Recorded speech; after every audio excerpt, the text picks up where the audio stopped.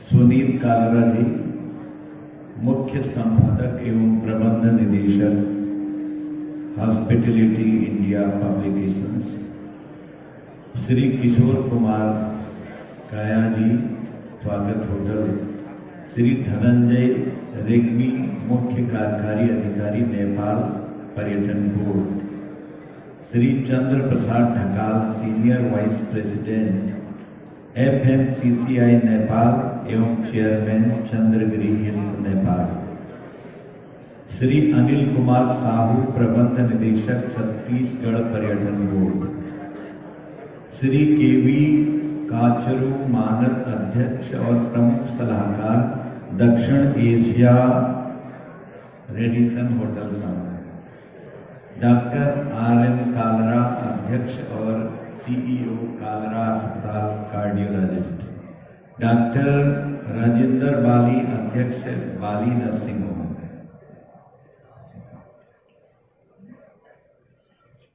बहुत सारी डिग्निटीज के नाम हैं, अगर मैं नाम नहीं ले पाया तो क्षमा मांगता हूं। सभी उपस्थित भाइयों बहनों, बहुत अच्छा आयोजन आपने यहां पर किया है। जब आयोजन में मैं चल रहा था तो मुझे ये कल्पना नहीं थी कि इतना सुंदर आयोजन होगा और इतनी अच्छी डिग्निटीज आई होंगी। हमारे एम्बेसडर्स जितने भी यहां पर आए हैं,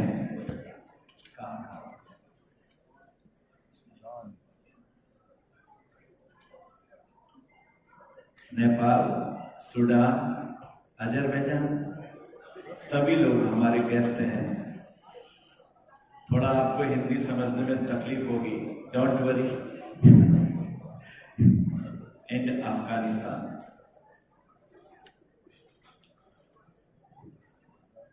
देखिए टूरिज्म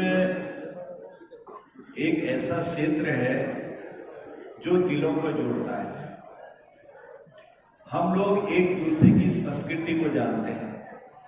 नेपाल तो हमारा रोटी बेटी के संबंध है। मैं देख रहा था कई चीजें हमारी बहुत मिलती हैं, और वैसे भी सही अगर टूरिज्म का कॉन्सेप्ट है तो उसको हम अच्छा रूप देते हैं, क्योंकि विश्व बंधुत्व यह हमने कहा है और किसी ने नहीं कहा है विश्व बंधुत्व।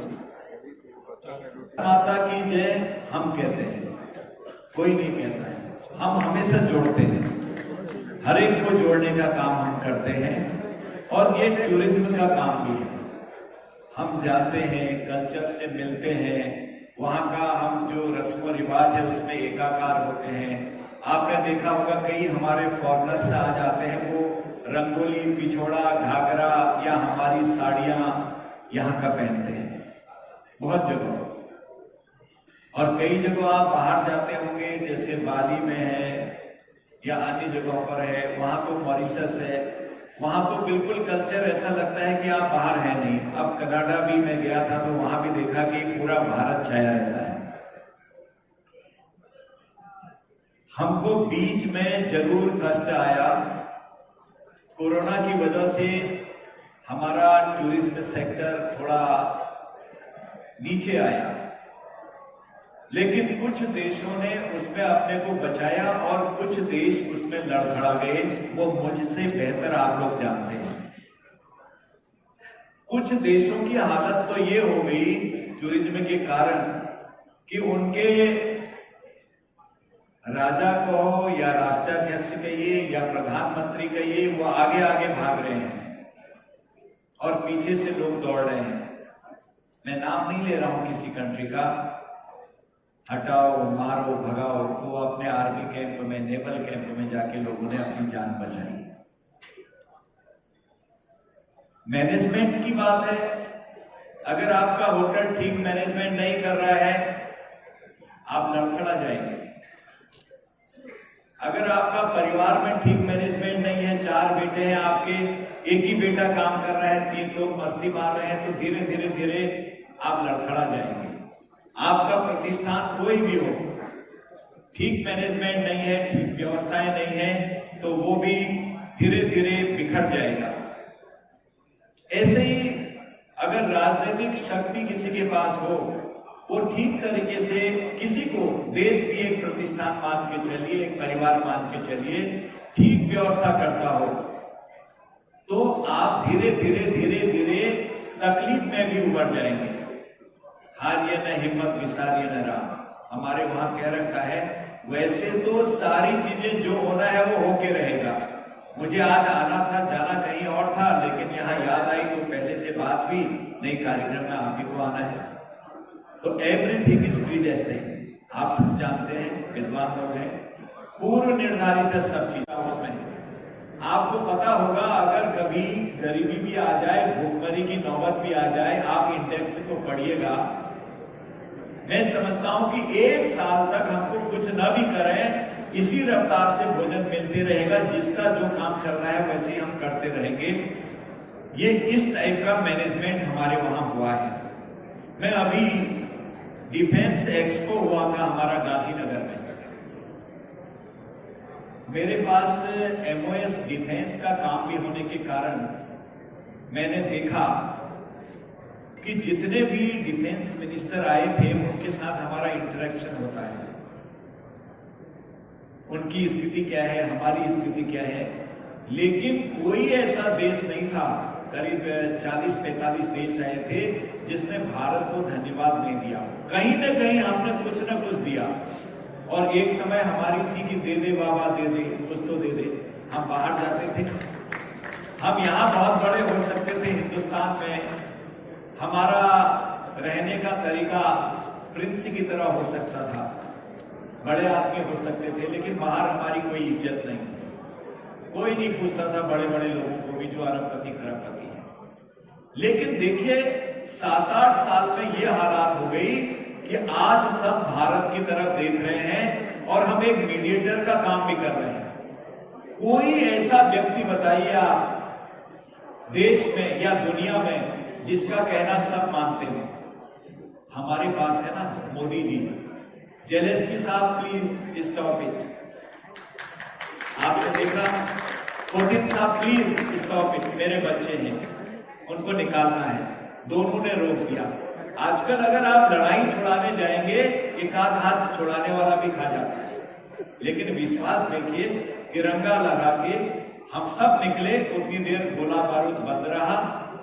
और तो और हमारा बहुत प्रिय देश, बगल का देश है, आप जानते हैं, बहुत प्यार करते हैं, हमसे बिछड़ गया था 1947 में, बहुत ही प्रेम है हमारा।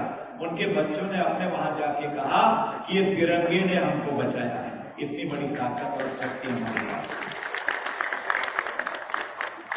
हम पर्यटन के क्षेत्र में भी आगे बढ़े, क्यों? हमने कहा देखो अपना देश, आप कनाडा जा रहे हैं, आप जर्मनी जा रहे हैं, आप यूएसए जा रहे हैं, आप यूके जा रहे हैं, आप बाली जा रहे हैं, आप मॉरिशस जा रहे हैं, आप इंडोनेशिया जा रहे हैं, कोई भी देश में जा रहे हैं, नेपाल, और हम तो नेपाल को अलग मानते हैं। सर्वोच्च हमारे पास एक प्रमाण होता है जो गिनीज में आता है, तो गिनीज बुक में ओम लिखला आ गई और भारत की है। सबसे ऊंची जगह पर ट्रेन पहुंचा दी हमने, पुल बना दिया। सबसे ऊंची जगह सिक्किम का इंडिजिनस अपना पुल बना दिया, ब्रिज बना दिया। यानी हम दौड़ रहे हैं, आज पर्यटन में भी हम गिर रहे थे, गिरते गिरते गिरते प्रधानमंत्री जी ने बचा दिया, नहीं तो बहुत दिक्कत में फंसते हैं। अब धीरे धीरे धीरे आपने देखा इस समय हमारा पर्यटन सेक्टर ठीक है, मैं ये नहीं कह रहा हूं कि बहुत अच्छा हो गया है, लेकिन धीरे धीरे धीरे हम ठीक आ रहे हैं। हमारा पड़ोसी राष्ट्र यहाँ पर नेपाल है, हमारे रोटी बेटी के संबंध है, हमारे रस्मों रिवाज एक है, हमारे हम अगर कोई शादी ब्याह के रिवाज में हम मंत्र पढ़ते हैं, एक सा मंत्र है, गजाननम भूत गणाभिषेकम कपित जम्बू फलचार लक्ष्मण। यहां से शुरू करेंगे, शादी के वही होगा, मुकुट बांधेंगे, रीति रिवाज होंगे, हमारी शादी होगी। मुझसे तो कहते हैं मेरी ससुराल नेपाल में उपाध्याय के रूप में, तो मैं नेपाली टोपी पहनता हूँ हमेशा, बॉर्डर पर रहता हूँ। मैं इनसे कह रहा था आज भारत के साथ से गड़बड़ हो गई, मैं पहन लाया होता तो मुझे भी वहीं का बताता। तो हम लोगों के ऐसे संबंध रहे। हम जितने भी लोग हैं टूरिज्म बढ़ाने के लिए रात दिन तैयारी कर रहे हैं। हमारे संबंध, हमारा व्यवहार, अतिथि देवो भव हमने ऊपर से लिखा है, यही तो है। और क्या है हॉस्पिटैलिटी, और क्या है इसमें कि कोई भी अतिथि आता है, हमारे वहां ये कहते थे पहले से पहाड़ों में कि कुछ भी नहीं है तो उस जमाने में जब घास पकड़कर बद्रीनाथ जी केदारनाथ जी चढ़ते थे कि बोरा होता है जिसमें चावल धान गेहूं भरे जाते हैं, कुछ नहीं हो गया लोग भाग के आएंगे, ताले नहीं लगेंगे, आगे आगे आगे कोई आ रहे हैं, फट से बोरा बिछा देंगे बैठने के लिए। अब खाट पर सोफा सेट ये नहीं, बोरा बिछाएंगे, आइए आइए आइए, पानी पिलाएंगे, खाया कि नहीं खाया, अंदर नहीं भी है तो अंदर से लाएंगे। यही तो है अतिथि देवो भव, यही तो हमारी संस्कृति है, यही पर्यटन है। एक बार आपके वहां पर्यटक आ गया, आपके व्यवहार में गदगद कर दिया, हमारे जो काम करने वाले हैं जितने भी, उनको लगता है कभी कभी जैसे हम होटल में जाते हैं, कोई मन में भा जाता है, कोई ला रहा हो, कोई लड़का आ गया हो, उसका बोलचाल इतना मीठा होता है, उसका काम इतना, या सर्विस इतनी अच्छी होती है, या मैनेजर आपके बैठे होंगे इतना अच्छा सुहाना लगता है, इतना प्यारी बातें करते हैं, फिर आपको उसी में जाने को मन करता है। उनको बधाई देता हूं कि आपने जोड़ने का मौका दिया। आज आदमी इतना इंट्रोवर्ट हो गया है, टेलीविजन हमारे पास, पानी का नल हमारे पास, सारी चीजें हमारे पास, हमारे कमरे आरामदायक, मोबाइल में बेटा बेटी से नहीं बोलता है, माँ बाप से नहीं लगे रहते, टप टप टप टप टप टप, ये हमारे पास, एक दूसरे को समझने का मौका ही नहीं है।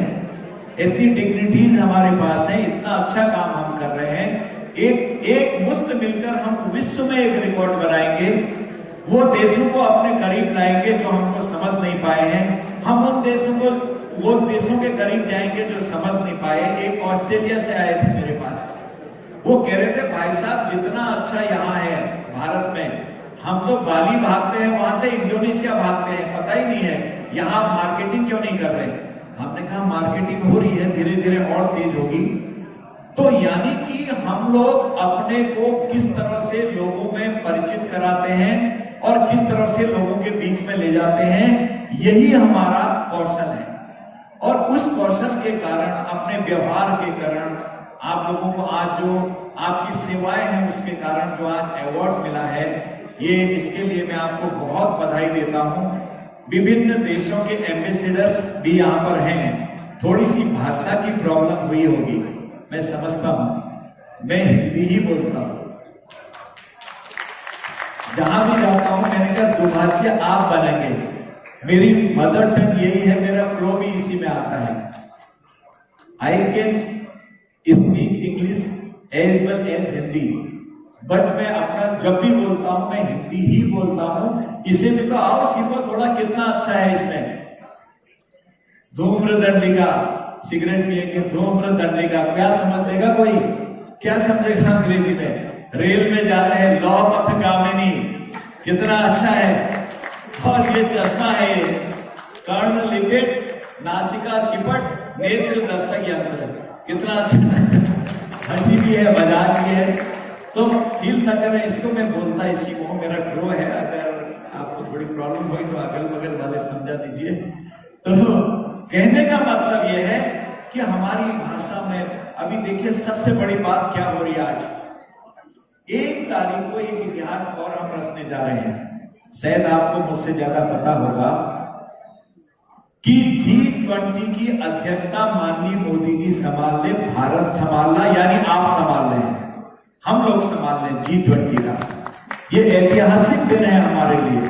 काशी हो, भारत के जितने भी हैं आपके धार्मिक स्थल हो, वैसे ही भारत में भी हमने पाया है कि साउथ इंडिया से नॉर्थ इंडिया तक जीवन में एक बार पशुपति के दर्शन, मुक्तिनाथ के दर्शन करने हैं, गौरी शंकर के दर्शन करने हैं। तो ये जो ट्रेंड आज का नहीं है, क्योंकि पहले से ही सबसे ज़्यादा धार्मिक पुस्तकों में ज़्यादा लेक्चर दिए गए हैं, ज़्यादा पढ़ाई हुई है, तो सबके मन में एक जो आस्था है उसको पूरा करती है दोनों देशें। तो ये एक हमारा बहुत ही नज़दीक का संबंध है। तो ये जो एक परसेप्शन था नेपाल के बारे में, ये एक धार्मिक स्थल है, उसको अभी टूरिज्म के लाइन से देखते हुए हमने थोड़ा बहुत इम्प्रूव किया है। तो उसमें अभी सुबह जाएंगे मंदिर, दिन में जाएंगे हेरिटेज साइट देख रहे हैं, आपका अन्य एडवेंचर एक्टिविटी कर रहे हैं, हम लोग राफ्टिंग प्रोवाइड कर रहे हैं, आपको पैराग्लाइडिंग करवा रहे हैं, स्की डाइविंग करवा रहे हैं, आपके पास समय है तो आप लोग को हम लोग ट्रैकिंग करवा रहे हैं, माउंटेनियरिंग में जिनको इच्छा है उनको माउंटेनियरिंग करवा रहे हैं। उसके साथ साथ जैसे शाम होता है आपको हम लोग कैसीनो प्रोवाइड कर रहे हैं। नेपाल में आज 24-25 कैसीनो खुले हुए हैं, यहाँ कैसीनो जाना पड़ता है, सबको गोवा पहुंचना पड़ता है। हमारे बॉर्डर एरिया से लेकर के काठमांडू पोखरा हर जगह में अभी हमने कैसीनो प्रोवाइड किए हुए हैं। उसके बाद अगर आपको क्लब का इंटरेस्ट है, नेपाल में अभी एशिया का सबसे बेस्ट क्लब एलओडी करके क्लब खुला है, तो वैसे नए क्लब और आ रहे हैं। तो जहाँ भी है हमने टूरिज्म को एक समग्र में सभी पार्ट को समेटते हुए आगे बढ़ने की सोची है, तो गवर्नमेंट उसी हिसाब से काम कर रहा है। प्राइवेट सेक्टर ज़्यादातर नए होटल खोलने में लगे हुए हैं। अभी इंटरनेशनल चेन सभी के होटल नेपाल में आ चुके हैं। पहले क्या होता था, नेपाल अपना ही ब्रांड लेके चल रहे थे, पर उससे ज़्यादा प्रमोशन नहीं हो पा रहा था, तो अभी इंटरनेशनल चेन का कॉन्सेप्ट नेपाल में आया है।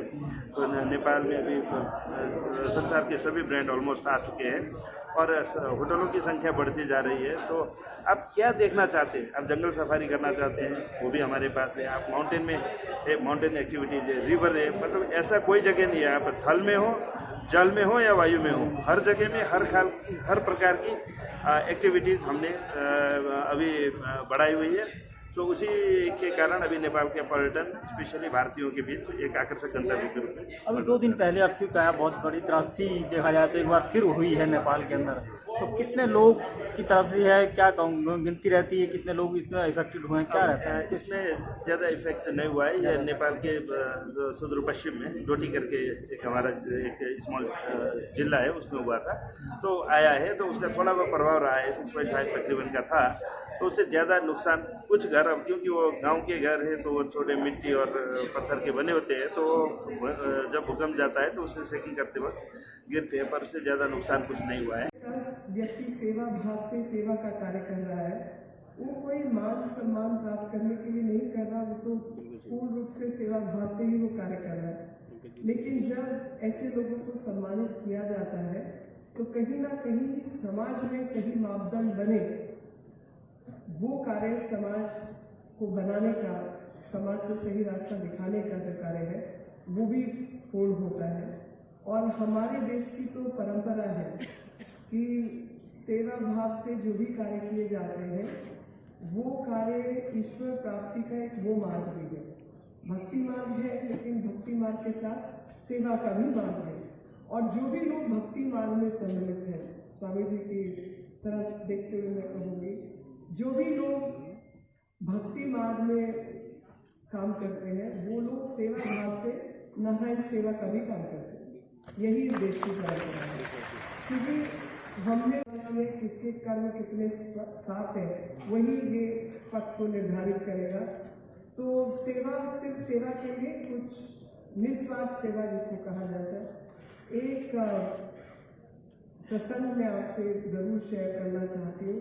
वो प्रसंग है रामकृष्ण परमहंस जी का। आप सब जानते हैं विवेकानंद जी के गुरु थे, और स्वामी जी एक बार वापस आए तो उन्होंने सुना अपने जितने उनके शिष्य हैं आपस में बात करते हुए, जिसमें वो दया भाव दिखा रहे थे उन लोगों के प्रति जिनकी वो सेवा करके आए थे। और उन्होंने कहा कि उन्होंने कितनों का दुख निवारण का काम किया, कितना भला काम किया, कितना अच्छा काम किया।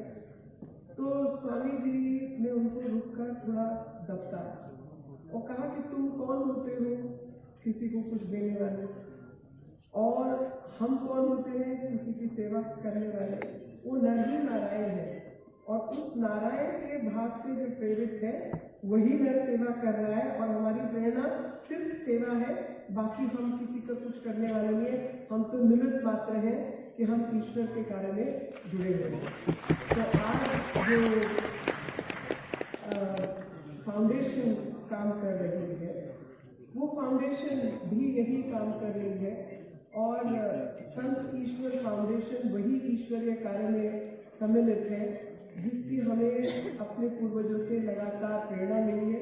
और इसीलिए शायद पूर्वजों के नाम पर इस फाउंडेशन का नाम रखा गया कि आने वाले समय तक हम अपने पूर्वजों की उसी भाव से सेवा करते रहे और आने वाली पीढ़ियाँ उसी कर्म में लगी रहे जिसकी प्रेरणा उन्होंने अपने जीवन के माध्यम से हम सबको दी। कैसे पाकिस्तान से चलकर आए और उस भयानक त्रासदी का दर्श झेलते हुए यहाँ बहुत सी कठिनाइयों में वो परिवार किस तरह से देश को समर्पित हुआ, कैसे उस परिवार ने राष्ट्र के लिए विभूतियां प्रदान की। तो ये एक इसके मूल में भी, और फिर बाद में जब ऐसा लगा कि ये केवल एक पारिवारिक संगठन है, एक परिवार की संस्था है, तो समाज को भी समर्पित कर दिए। एक बात कि जब व्यक्ति सेवा के मार्ग में चलता है या उसके भीतर औदार्य, परोपकार की भावना अथवा पारमार्थिक प्रवृत्तियां उसकी जब जागृत होती हैं, तो व्यक्ति नहीं रह जाता, व्यक्ति संस्था बन जाता है। और संस्थागत व्यामोह, वहां की संकीर्णता, वहां की आसक्ति, जड़ता से भी अगर मुक्त हो जाए तो व्यक्ति फिर सिद्धांत बन जाता है। और वह सिद्धांत अगर सबके लिए सेवा में खुद को विस्मृत कर दिया गया है, सेवा में व्यक्ति अपने आप को भूल गया है, तब वो व्यक्ति धर्म बन जाता है। बुद्धं शरणं गच्छामि, संघं शरणं गच्छामि। एक व्यक्ति किस तरह से संस्था बना, कैसे वो संगठन बना, और फिर किस तरह से वो धर्म हो गया। तो कभी कभी व्यक्ति धर्म हो जाता है, जैसे अग्नि का धर्म दाहकता है, जल का शीतलता है, अन्न का पाचकता पौष्टिकता है, धरा में उर्वरा है, आकाश में अनंतता है। तो सेवा आपको अनंत बनाती है। ये मैं आपको मूल मर्म बता रहा हूँ, भेद की बात। जैसे आप सेवा के लिए प्रस्तुत होते हैं तब आप अनंतता से जुड़ जाते हैं, फिर आप अनंत हो जाते हैं, फिर आप एक नहीं रह जाते, तो वो जो व्यक्तिगत भावना वो खो जाती है, आप समष्टि हो जाते हैं। और सेवा भारतीय संस्कृति की मूल अभिव्यक्ति है। जो सेवा है वो भारतीय संस्कृति का मूल दर्शन है। मैं अन्य परकीयों के सेवा कार्यों से कोई तुलना नहीं कर रहा हूँ। अन्य में छल की प्रवृत्तियां हो सकती हैं, प्रकाशन की प्रवृत्तियां हो सकती हैं, अधिक आदर पाने का भाव पैदा हो सकता है, पर जिनको आपने चिन्हित किया है इन सबको, ये सारे के सारे वो सुदूर क्षेत्रों में कार्य करने वाले लोग हैं। आदरणीय मीनाक्षी जी ऐसा कह रही थी कि वो सम्मान पाने के लिए नहीं कर रहे थे, उनका कार्य तो बिल्कुल बड़ा निश्चल है, बड़ा निर्दोष और बड़ा सहज और स्वाभाविक। तो वो कार्य को पहचाना गया ईश्वर संत फाउंडेशन के द्वारा और आदर किया गया इस बात का कि वो एक निश्चल मन से कार्य कर रहे हैं। देखिए छोटी सी बात है, मैं पेड़ की बात करूं तो जिस तरह से एक पेड़ अपनी गौन छाल छाया बल एक हल्का सा अंतर दिखाना चाहता हूं कि कुछ लकड़ियां ऐसी हैं कि वो चूल्हे में जल रही हैं और उधर की अग्नि को शांत कर रही हैं, चूल्हे में जलकर वो बड़ा कार्य कर रही हैं, अब भोजन बना रहे हैं। लेकिन कुछ लकड़ियां हैं जो संविधा बनकर हवन कुंड को समर्पित है। कुछ लकड़ियां वो संविधा बन गई है, वो फिर वो मूर्ति जो बनी है वो माध्य से लगाई जा रही है, वो भस्म बन गई है। हाँ, कुछ लकड़ियां ऐसी है न केवल चूल्हे की अग्नि को में जल रही है, वो शमशान में भी है और दाह संस्कार के भी कार्य में आ रही है। पर वो विभूति किस ढंग की है, चूल्हे की विभूति या भस्म किस ढंग की है, उसे तो भस्म कहते भी नहीं, उसे तो राख कहते हैं। भस्म तो हवन कुंड से बनती है। किस ढंग से आप होम कर रहे हैं अपने को, किस ढंग से जी रहे हैं आप। ईश्वर संत फाउंडेशन ने जब देखा कि केवल हमारा ही कार्य नहीं है तो पूरे समाज का कार्य है और समाज को समाविष्ट करना है, तो ये एक बड़ा उनके पास भाव है, औदार्य भाव है। जिस ढंग से पूरे भारत का सम्मान होते हमने देखा, वनवासियों का, गिरिवासियों का और सुदूर क्षेत्रों से आए अथवा विद्या के क्षेत्र में जो कार्य कर रहे हैं, अन्य अक्षर औषधि के लिए जो समर्पित हैं, उत्तराखंड से, अरुणाचल से, पूरे देश को हम यहाँ सम्मानित होते हुए देख रहे हैं। तो इसका अर्थ है कि भारत के स्वभाव में ही सेवा है और देना है। तीन चक्की भुंजी था तीन चक्की न भुंजी था, त्यागपूर्वक हम भोगे जीवन को, त्यागपूर्वक। और जो है उसमें ऐसी भावना रहे, वो मेरे लिए नहीं है ना, इधर नमम, वो मेरे लिए नहीं है, ये भावना भारत की है। और इसी भारत की भावना से जाने कितने संगठन ऐसे हैं जो सामने ही नहीं आए।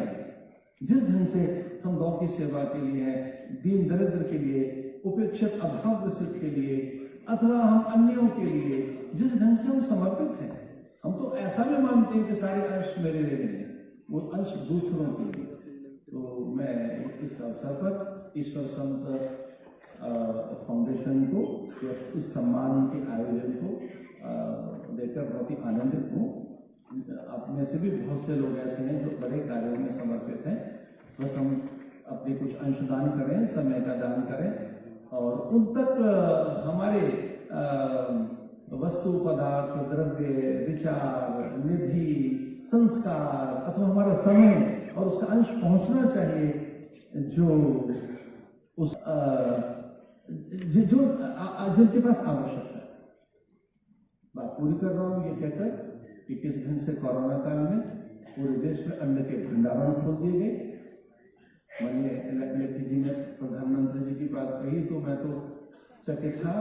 मैं देख रहा था दूरदर्शन पर कि वो संसद भवन की ओर प्रवेश कर रहे थे और उन्होंने वहाँ की सीढ़ियों को प्रणाम किया, शील झुकाया। अब उन्होंने लेखी जी आपने कहा माननीय प्रधानमंत्री जी ने स्वयं को इस तरह से भी घोषित किया कि वो इस देश के प्रधान सेवक हैं। उन्होंने कहा कि मुझे न आदर दिया जाए, न गुरगावली गाई जाए, न प्रशस्ति पत्र दिए जाए, न अभिनंदन किया जाए, न बड़े उपहार दिए जाए और न कुछ और अलंकरणों से मेरा आदर हो, क्योंकि मैं इस देश की सेवा के लिए आया हूँ और मैं इस देश का प्रधान सेवक हूँ।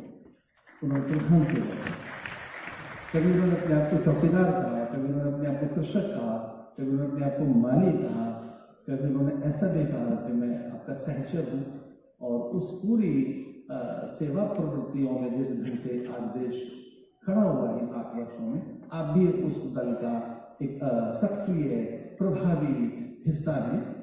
और मैं बहुत ही आनंदित हूँ कि हमारा देश अपने उस सेवा के भाव को अथवा अपनी मूल अभिव्यक्ति को निरंतर सुरक्षित रखे हुए और यही चीजें हमें आगे लेकर जाएंगी। मैं ये कहते हुए कि आने वाली शताब्दी भारत की है और इस कारण से कि हमारे पास सेवा है, परमार्थ है, हम जानना जानते हैं, इधर ममता जो भाव है हमारा ये जीवंत रहना चाहिए। इस अवसर पर आदरणीय प्रभा जी ने प्रभा प्रकाशन में बड़ी सुंदर पुस्तिका का प्रकाशन किया है। उसकी संपादिका प्रिय वृंदा खन्ना और ये सब लोग भी सब बधाई के पात्र हैं। पूज्य संतों की उपस्थिति में पूरे देश भर की दिव्य विभूतियों की, विशेषकर यहाँ तीनों प्रकार के लोग बैठे हैं। यहाँ शासक भी बैठे हैं भारत के, यहाँ प्रशासक भी हैं और यहाँ भारत के संस्कृति उपासक भी बैठे हैं। Ministers from our states, from the state of UP, Nandgopal Nandiji, who was earlier Civil Aviation Minister as well. From Madhya Pradesh, Rajwardhan Singh Ji Dattigaon. From Orissa, Praful Kumar Malik Sahib. All representatives from different states present here today. Members of my ministry, Secretary Sahab Sanjay Singh Ji, Ruchika Ji, Sukriti Ji, as well as all our CMDs of our CPSUs present here today, friends from the media. It indeed is a pleasure and an honor for me to welcome you to the Steel Ministers Conference being held in New Delhi today. I think it's important for us to strategically sit together and to be able to analyze the path forward in a spirit of teamwork and cooperation. India has traversed a long journey over the last 8 years in the sector of steel. From a country that used to be a net importer of steel, we have now graduated to becoming a net exporter of steel. From the 4th largest producer of steel 8 years ago, On a global scale, we are today the second largest producer of steel. We are not only the second largest producer of steel, but we are also the second largest consumer of steel. And if we look at some of the data and the numbers, they certainly are extremely astounding. On a per capita basis, we at one point of time, our per capita consumption was a low 57.8 kgs per person, almost lower than small countries like Venezuela and Egypt. Since then, in the last 8 years, we have increased our consumption by almost 50% to 78 kgs per capita. On the capacity side, we have grown from roughly about 100 million tons per annum installed capacity to almost 150 million tons installed capacity, a growth of almost 50%. And similarly, auctioning new mines is something that is the need of the hour. The third area where we need to look at in terms of raw materials is our logistics. And the fact is that we need to ramp up capacity, because today for every single million ton of steel that we produce, we need to transport almost 3 to 4 tons of raw material.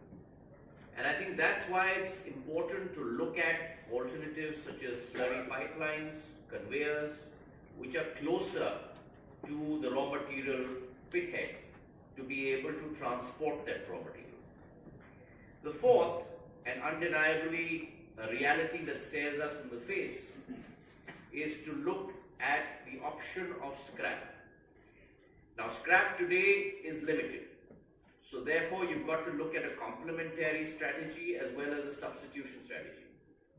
In order to substitute scrap, one of the easiest alternatives is to look at sponge iron. And the fact is that today India is the largest producer of sponge iron in the world, with a capacity of almost 49 million tons and a production rate of almost close to 39 million tons, which must go to about 80 million tons by 2030-31. So almost more than double our current capacity. We've also introduced the steel scrap recycling policy in 2019, where we need to put up metal scrapping centers to make sure that we process and recycle specifically end-of-life vehicles. And you will be surprised to know that in our country we have almost close to about 30 lakhs to a crore worth of scrappable vehicles. And we need to put in the policy rubric to be able to get that in as raw material for steel. Because the time is not afar when we will have to move towards green steel. And therefore, the option of iron ore, the option of coking coal will not be available to us anymore. And therefore, recycling is something that is no longer only the need of the hour. It has become an imperative. And therefore, I'd like to urge our states to put in place the process and procedures through your respective RTOs. And this is something that we have engaged with MORT, Ministry of Road Transport and Highways, to engage with each of your counterparts in your states, to put in place the process within each RTO to make it easier for scrap dealers to talk to you that many of your states, through companies set up in those states, have applied.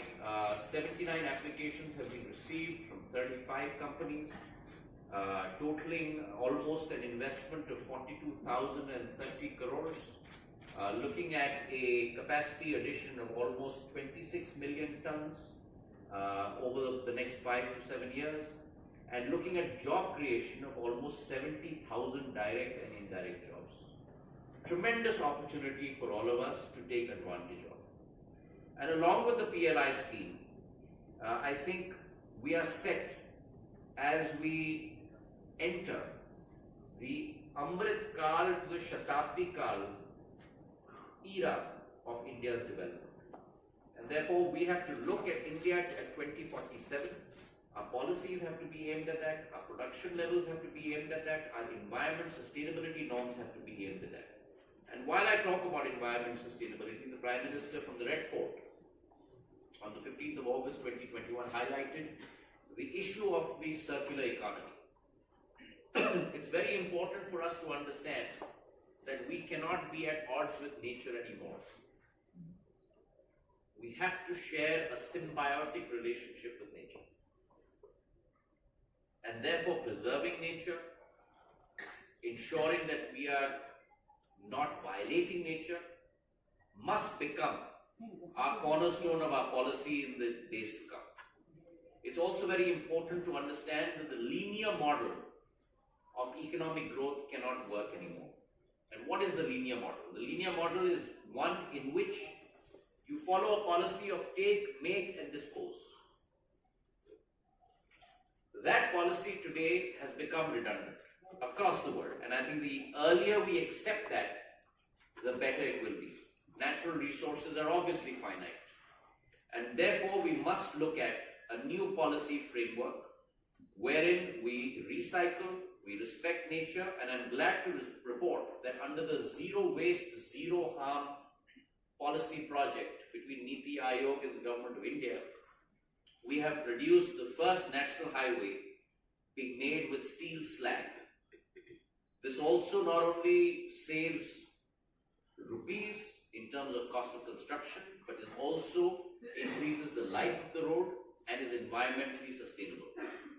And therefore, when we talk about the circular economy, it's more than just recycling. It's about energy consumption. Because at the end of the day, when you extract metal, you produce production basis. The growth has been tremendous from 80 MTPA to almost 121 MTPA at last count. And therefore, we've come a long way in these last 8 years. And that progress has also been defined in many ways with a huge thrust on reforms in the sector of mining. Our emphasis from Government of India in the sector of mining has been threefold. First is to make sure that we increase our mining production. Second is to increase investment into the mining sector. And third is to increase the extraction rate of minerals from those mines. So I think the three-pronged principle in the sector of mining has also resulted in greater raw material for our sector, which is steel. So when I talk about raw material, though we have progressed a long way, we also are still faced with an innumerable amount of challenges. And this is where I would like the support, proactive teamwork from state governments as well. If you look at our primary raw material between iron ore and coking coal, today 85% of our coking coal requirement is imported. Even though India has close to about 34 billion tons of coking coal reserve. And therefore I think that to be able to grow that capacity from the current 58 million tons to 139 million tons per annum should be our primary objective. If you combine that with also a diversification strategy, because many times the ash content of our coking coal is extremely high, and therefore to be able to get the requisite amount of quality coking coal from other countries neighboring us is something that we should look at as a strategy base. The second is the area of iron ore. There are sufficient reserves available. The mining capacity is also adequate. But according to our National Steel Policy of 2017, we will require close to about 437 million tons of iron ore per year by 2030. And in this breakup, the ISPs alone, integrated steel plants, will require almost about 195 million tons. India is putting together a coking coal mission plan. Diversification of our sources of coking coal from Mozambique to Russia to South Africa to Mongolia are being looked at. Along with that, we are also looking at coal gasification. India is the largest coal gasification-based iron and steel producer in the world today. And this will replace coking coal with thermal coal. Along with this, we also want to look at production of steel through hydrogen. And along with production of steel through hydrogen, the use of gas produced from coal gasification, which is called syngas. And therefore, we must follow the technology curve, looking towards greener aspects, looking towards circular economy. We have also believed in the concept of a whole-of-government approach at the Ministry of Steel here. We have been in dialogue with the Ministry of Power, the Ministry of Railways, the Ministry of Environment, the Ministry of Finance, over myriad issues that are concerning to our sector. We are deriving solutions from that process, and therefore, this too is a step in that engagement with all of you, because I do believe that when all of us as stakeholders work together, the private sector, the public sector, state governments, central governments, in all your success lies our success, and in all your success lies India's success.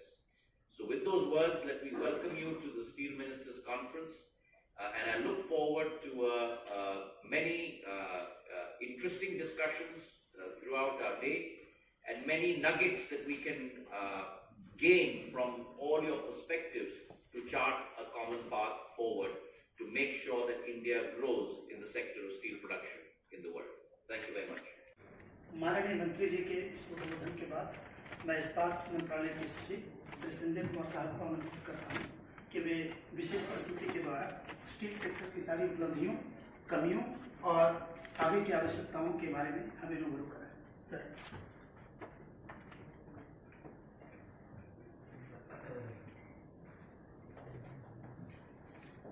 Thank you, Sakeshji. This is a brief presentation in which I am going to highlight on what Honorable Minister has just elaborated. Where we are right now, where we are going to proceed, what we are foreseeing the future is going to be of steel sector, and what kind of collaborations we require from the state government and all those who are present here today. माननीय मंत्री जी के द्वारा steel sector अभी के बारे में जो हमें जानकारी दी कि हम प्रोडक्शन में, उत्पादन में नंबर 2 पर हैं, कंजम्पशन में नंबर 2 पर हैं। ये जो अभी आप तो स्लाइड देख रहे हैं कि आदरणीय प्रधानमंत्री जी के द्वारा हम 75 साल भारतवर्ष के इंडिपेंडेंस के, स्वतंत्रता के हो चुके हैं। हम 100 वर्ष की ओर बढ़ रहे हैं। तो 75 से 100 वर्ष का जो समय है, ये अमृतकाल। इस अवधि में हमें डेवलपिंग नेशन से डेवलप्ड नेशन बनना है। का नाम आपके सामने मैं रखना चाहता हूं। आपने आईटी सेक्टर में स्टार्टअप का नाम सुना है, आपने एजुकेशन के सेक्टर में स्टार्टअप का नाम सुना है। आज यूनिकॉर्न स्टार्टअप भी देश के लिए एक पूरे दुनिया में धमाल मचाया है। मोदी जी के नेतृत्व में ग्रामीण विकास मंत्रालय भी दीदियों के बीच स्टार्टअप ला करके अभी केवल 3 राज्यों ने 30,000 एप्लीकेशन दिया है। हम स्टार्टअप में आना चाहते हैं क्योंकि ये सेक्टर इतना बड़ा सेक्टर है। अब जोमेटो घर घर सर्विस दे रहा है, हमारी दीदियां भी, अब वो आपके सामने में आएगा। इसलिए मैं ये कहना चाहता हूं कि देश का कोई बड़ी बात नहीं, हमने लाखपति दीदी का सपना नहीं देखा है, बल्कि उसको जमीन पर उतार रहे हैं। वो दिन दूर नहीं कि करोड़पति दीदी भी इस सरस मेले में आपको दिखाई देंगी, जिनका प्रोडक्ट क्रॉस द कंट्री जाएगा। आने वाले दिनों में हम जो हमारे एम्बेसी हैं उनके साथ मिलकर के हम इनके प्रोडक्ट को इनके दुनिया के स्तर पर पैकेजिंग, ब्रांडिंग, मार्केटिंग के साथ, अगर हम अभी अमेजॉन और फ्लिपकार्ट के साथ भी जुड़ा है, अपना भी कई राज्यों ने ई कॉमर्स बनाया है। मेरा सपना है कि आने वाले दिन में जो सरस मेला लगे वो कनॉट प्लेस से अच्छा पैकेजिंग और फिनिशिंग माल यहां से ले जाने का उनको अवसर मिले, यही मैं प्रार्थना करूंगा। मैं यही कह करके कि आने वाले दिन में ये प्लेटफॉर्म जिसे दीदी के नाम से, जिन्हें सेल्फ हेल्प ग्रुप के नाम से हम पुकारते हैं, और ये दीदी आज कई राज्यों में गवर्नमेंट का टूल बन चुके हैं, इम्प्लीमेंटिंग एजेंसी बन चुके हैं। इसलिए ये नागेंद्र जी ने सही कहा, इन दीदियों को एमएसएमई के भी पीएमजी का काउंटर लगा है और भी काउंटर लगा है, उसमें से सब घूमे देखें।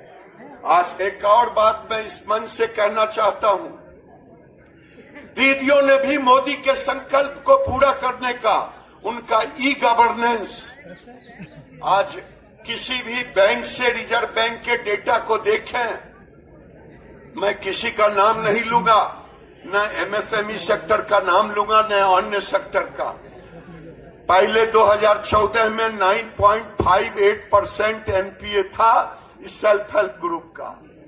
अगर 80,000 करोड़ लोन था तो 9.58 करोड़ था। मोदी जी के ई गवर्नेंस में आकर के आज फिनेंशियल मैनेजमेंट इतना अच्छा हुआ है। मैं यहाँ के टीम को और दीदियों को धन्यवाद देता हूं कि केवल 2.1 हुआ है, इसे भी आने वाले दिनों में लेस देन 1% पर ले जाने का संकल्प है। दूसरी बात, मोदी जी का सपना है अगर देश में हम 10 करोड़ दीदियों तक हम जाने का लक्ष्य रखा है अभी, और ये लाखपति होंगी तो जो आंकड़े का खेल करते हैं, गुना भाग करते हैं, अगर 10 करोड़ दीदी जिस दिन लाखपति दीदी होगी, इसमें 25,000 30,000 कमाने वाली भी होंगी, 10,000 तो होंगी ही। अब भारत के जीडीपी में अगर आईएमएफ ने, अगर मॉर्गेज स्टैंड ने कहा है कि भारत 5 ट्रिलियन का देश होगा, उसमें इन दीदियों का भी योगदान होगा। मैं ये मीडिया के बंधुओं से कहना चाहता हूं। मैं दूसरी बात कहना चाह रहा हूं, मोदी जी पहले ये आपको बताया गया 1999 से चल रहा है दीदियों के ऊपर। आज पूरे देश में हम फार्मर प्रोड्यूसर कंपनी, क्योंकि ये दीदियां कृषि सखी के रूप में खेती में काम करती, पीसी सखी बैंक में काम करती, बैंक सखी के रूप में अपने एसएचजी को के साथ काम करती, पशु सखी के रूप में आज वो काम कर रही हैं जो पुरुषों से बराबरी करके उनसे आगे निकल रही हैं। ये कई सेक्टर में, मार्केटिंग के सेक्टर में, और आने वाले दिनों में मैं एक से, आज तो हर हाथ में मोबाइल है, हर मोबाइल में कैमरा है, उसका कैमरे से अभी फोटो लें, डिजाइन को भी देखें और कहां आप जा सकती हैं ये आप देखें। मैं यही कह करके आप सबों को धन्यवाद दूंगा कि भारत सरकार पहले केवल 250 जिलों में पहले इनको इंटरेस्ट से छूट दी जाती थी 3%। अब हम पूरे देश के हर जिले के एसएचजी के ग्रुप को ये इंटरेस्ट सबमिशन देने का काम कर रहे हैं। भारत सरकार एक नहीं कई स्कीम लाया है जो इनको मदद करे, टेक्नोलॉजी में मदद करे, प्रोडक्शन में मदद करे, वैल्यू एडिशन में मदद करे। देश के जितने इंस्टीट्यूट हैं, चाहे CFTRI हो, सबों के साथ MOU करके हम इनको उस स्थान पर ले जाने का काम करेंगे। और जिससे आने वाले दिन में जो यहाँ आए वो सरस मेले को प्रायोरिटी के साथ जरूर घूमे, यही मेरा लक्ष्य है। Of the Gulf region. It is an honor to jointly host this press conference on the important occasion where we have agreed to pursue the free trade agreement between the GCC and India and resume the negotiation and conclude the same at the earliest. The GCC is already India's largest trading partner with bilateral merchandise trade in the year 21-22. It was valued at $154 billion. Bilateral trade in services between India and the GCC stood at around $14 billion. India and the GCC have complementary business and economic ecosystems. While India plays an important role in the food security and contributes to the healthcare architecture of the GCC is a reliable partner in catering to India's energy security. The GCC countries contribute almost 35% of India's oil imports and 70% of our gas imports. I am sure the engagement with the GCC will be in tune with the truly unique and special relations enjoyed by the countries of the GCC region and India. I am quite confident that the two sides will set new benchmarks together.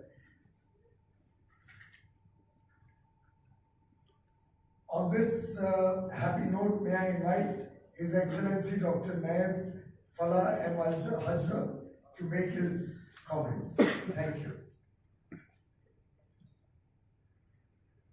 Bismillahirrahmanirrahim. My very good friend and dear brothers, Piyush Goyal, Minister of Commerce and Industry, Consumers Affairs, Food and Public Solutions and Textile of the Republic of India. Ladies and gentlemen, it gives me great honor to be here in this beautiful premises tonight on my fourth visit to New Delhi over the last year alone. It gives a reflection of how important the relation between the GCC and India is and how keen and committed we are to take this relation to a higher level to serve our mutual interests. Over the last 2 years or so, the world has been hit by the pandemic and the economic outlook looks uncertain, and it is the time to capitalize on the already existing strong relation between the GCC and India, a relation that has been tested many times and every time gets stronger and stronger, a relation that's based on mutual respect and values and friendship and understanding. This is the prerequisites to take this relation further. Tonight, we had a very long discussions and negotiation, which is usually a very healthy discussions between true and strategic partners. We are very keen to pursue the FTA negotiation between both sides. The intention is there, and we instructed the negotiation teams to finalize all the needed documents for official resumptions for the FTA. I would like to highlight a few points here. An FTA is not an objective by itself. It is a means to capitalize on what we have already existed unilaterally between India and all member states of the GCC, and unilaterally between the GCC as a bloc and India. Two, the FTA is very modern, that will cater for the new economy. We all have witnessed the world after COVID-19, and it's definitely not the world before. So business have entered into a new challenging era in which we would like to have it in place to enhance our joint effort, whether it's for trade, investments, technology, climate change, and food security, energy security, just to name a few. The relation between the GCC and India is deeply rooted in history.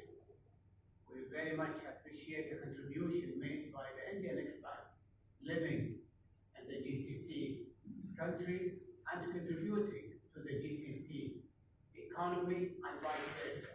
This is a mutual, trusted relation. We are very keen to work with you, my friend, and looking forward for an official announcement for the FTA negotiation resumptions. Thank you for your hospitality, and it gives us all a pleasure to be here in New Delhi. On behalf of myself and my team, I do thank you and your team.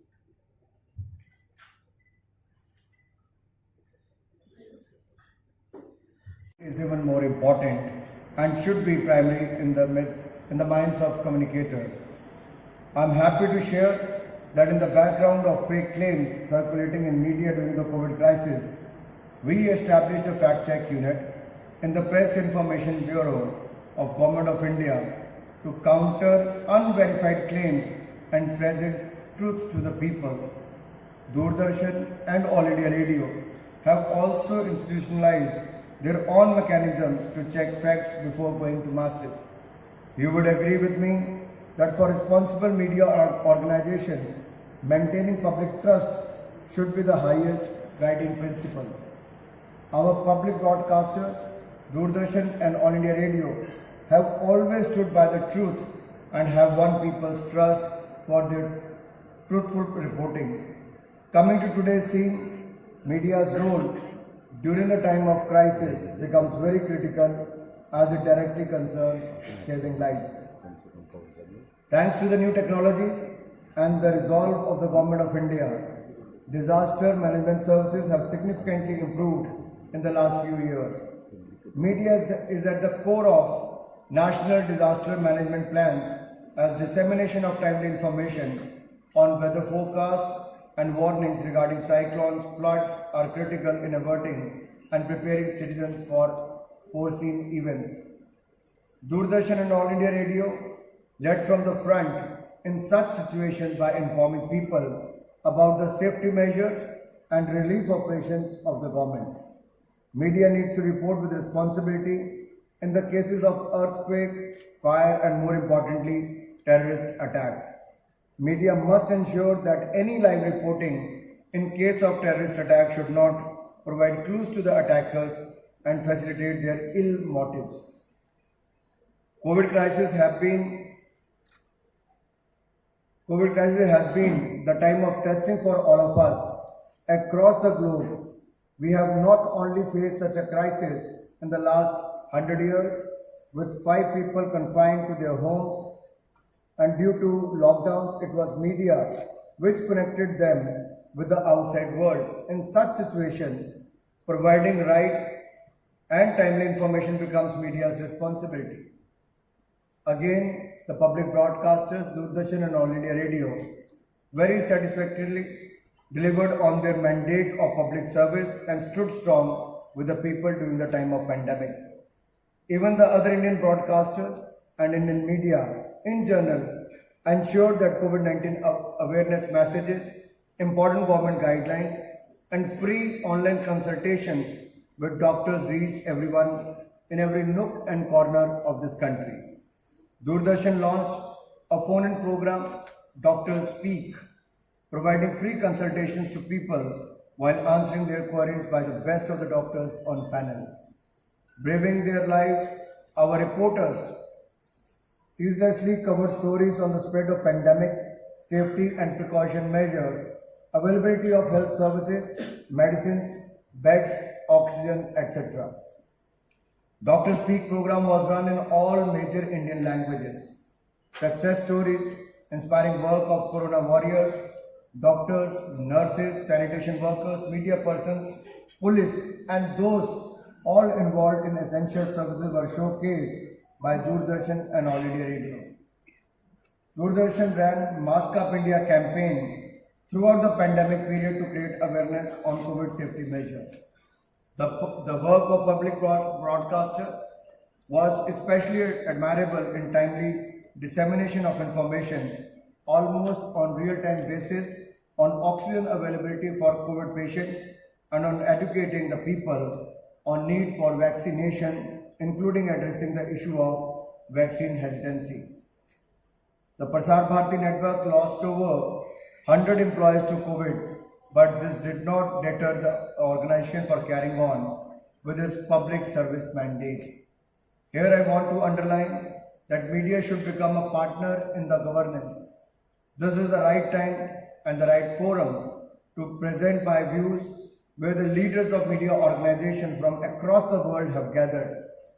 In the words of our Prime Minister, Shri Narendra Modi ji, media should act as a link between the government and people and provide continuous feedback at both national and the regional level. I have been told that during the COVID-19 pandemic, ABU leadership kept the member countries connected online and maintained constant dialogue on how media can mitigate the impact of the pandemic. For this, I congratulate the Secretary General of ABU, Dr. Javed, and the ABU President for his dynamic team in building a strong media response to the COVID pandemic in the Asia Pacific region. ABU, as an association of the broadcasting organizations, must continue to train and equip media practitioners with the best professional skills on role of media, support such capacity building programs for the benefit of member countries. India's historical and cultural bonds are very deep with the countries of Asia Pacific region. A large Indian diaspora continues to further deepen our relations. Considering our strong connect, there is a huge scope in the area of content exchange. I have been informed that we had a full session devoted to it at the ongoing ABU General Assembly. India has a bilateral agreement in the areas of content exchange, co-production, capacity building, etc. with about 40 countries. A number of them are fellow ABU members. And countries such as Australia, Bangladesh, Bhutan, Fiji, Maldives, Nepal, South Korea, Thailand, Vietnam, program exchanges bring the world cultures together. Such media partnerships between the countries help in building strong people-to-people bonds. Prasar Bharati has been sharing DD India channel in the OTT platform of South Korea on reciprocal basis, including the exchange of several co-production programs. Prasar Bharati is also uplinking Bangladesh TV on its free dish program. We have also partnered with Australia in the field of broadcasting in March 2022 for program sharing. The broadcasters of the two countries are also exploring opportunities in co-production and joint broadcasting of programs spanning multiple genres. I am happy to state that DD India, with the objective to become global public broadcaster channel, is now available on OTT platforms in many countries. Dear delegates, you have come to India at a time when we are celebrating 75 years of India's independence, Azadi Ka Amrit Mahotsav. It is the time for us to pay tribute to hundreds of freedom fighters who sacrificed their lives and freed the country from the shackles of colonial rule. It has taken the form of mass movement where the people from all walks of life and from every section of society are participating in different programs across the country. We have already done more than 75,000 programs in the last more than a year. Our young generation is becoming more aware of the sacrifices and the contributions made by our freedom fighters in the country's independence struggle. The inspiration they draw from the stories of the freedom fighters is the real connection with the past. We want the youth to inculcate the great value systems and spirit of nationalism cherished by our freedom fighters. India has also got the G20 presidency, and in the next 12 months, will be holding more than 200 meetings of the G20 in India. So being the 75th year of independence, it is a great opportunity for us to host the 59th General Assembly of the ABU, and at the same time, India is ready to host the G20. I truly believe that media in all its forms has immense ability to shape public perspectives as an effective tool of empowerment. Hosting prestigious international events such as today's ABU General Assembly provide excellent opportunities for the Indian media industry to interact and learn from the outside world and advance the interest of broadcasting across the world. It is imperative to create an enabling environment for our journalists and broadcasters friends from making the space of media more vibrant and rewarding. I wish the delegates from the member countries of the ABU a very happy stay in India, and I am sure that the deliberations which you had over the past 3 days are going to hold over the next 2 days will be meaningful and bring new insights to the media industry. I wish in the future we should not have any pandemic, but during the pandemic we have faced the problem of infodemic, which was a big challenge for the world, and I am sure with your experience, your views, your input, and a lot of sharing of ideas will be able to overcome that. Thank you once again for being here, and I welcome you all again. Thank you. Jai Bharat, Jai Hind.